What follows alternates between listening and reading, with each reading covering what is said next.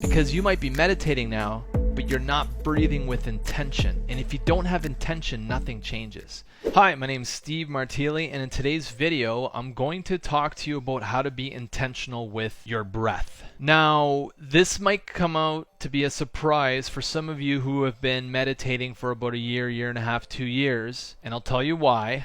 I'm going to share a story, and I'm also going to explain why I'm doing this video. Let me go back to 2006. That was the year I got married. Literally within a month of getting married, my wife and I went to a seminar. It was in Beaumont, California. We flew there for 5-6 days, and it was called Enlightened Warrior. The T. Harv Eker hosted event. On the 4th or 5th day, I can't remember exactly the exact day, we had an independent consultant come in to facilitate the training for that day, and it was called The Predicament. This is 15 years ago. At this point in time, I had probably been meditating for about a year, or what I thought was meditation. I was just doing some breathing. I'd read some Tony Robbins books, and I was like, okay, I'm doing this breathing every morning, and breathing's important, right? But what I realized wasn't really breathing.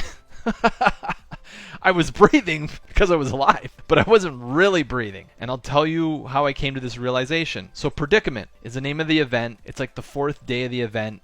Trish and I, my wife and I, are getting a ton of insights.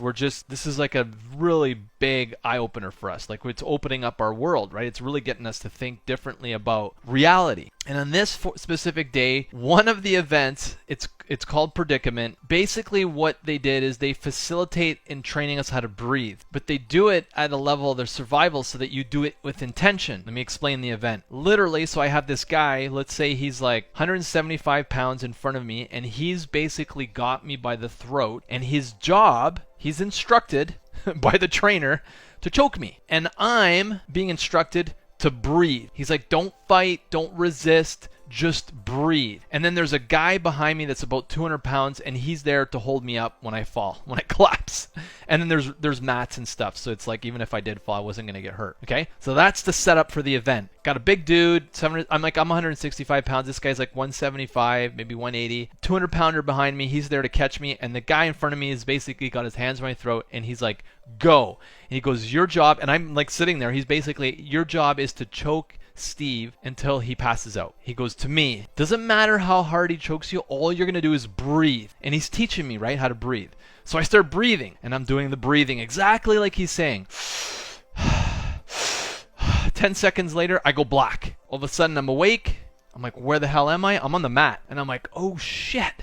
I remembered where we were. I was like, and the guy's like, get back up. So the guy behind me, the 200 pounder, picks me up by the armpits, stands me up, and he's like, the other guy grabs my throat, and he starts again. He's like, go. And then the trainer looks at me and goes, breathe. And I'm breathing, and I'm breathing, and I'm breathing, and I'm breathing. Boom, I go black again. I wake up. I'm like, where the hell am I? And I'm like, I totally forgot. I look up, they're like, again. So the third time, the guy behind me picks me up. Okay, so I'm standing again on my own. The guy in front of me starts choking me again. This guy was a strong guy. And this time I was like, breathe. And I'm like, okay, my survival depends on it. Like it's like my nervous system got shocked, and I was like, okay, breathe. So then I start doing these really, really deep breaths. I was just like, like my life depended on it. And the guy's trying to choke me, and like literally 2 or 3 minutes go by, and I realize I got past this point where he's not going to get me down. And all I'm doing is breathing, and I'm seeing his arms start to turn red, his face is turning red as he's trying to like choke me, right? And I won't go down. I'm just breathing. He keeps trying. The guy gave up. He couldn't choke me, and I got it. I was like, you have to breathe with intention. In other words, when you're breathing, you make a change to your nervous system. And I did it in that moment. Now, why am I telling the story? So I had a podcast on Monday. I met with this woman. I won't name her. She probably wouldn't mind if I mentioned her name, but she follows the channel, and she said she just felt a little out of balance and a little bit of tension in the head. Anyways, we started going through this exercise of like doing a scan through her body to find out where the tension is in her body. And we do this breathing. Very intentional, right? You've heard me do it. It's like, and so we go through, we clear the energy around her head, the back of her brain, front of her forehead. I say, is there anything else? She's like, no, I feel really good. And I feel more at ease. Where before we started, she's just like, oh, I get all these negative things happening in my life, and it's like it's been since January, and I'm like, I don't understand why. And I'm like, do you want me to balance your energy? She's like, yeah.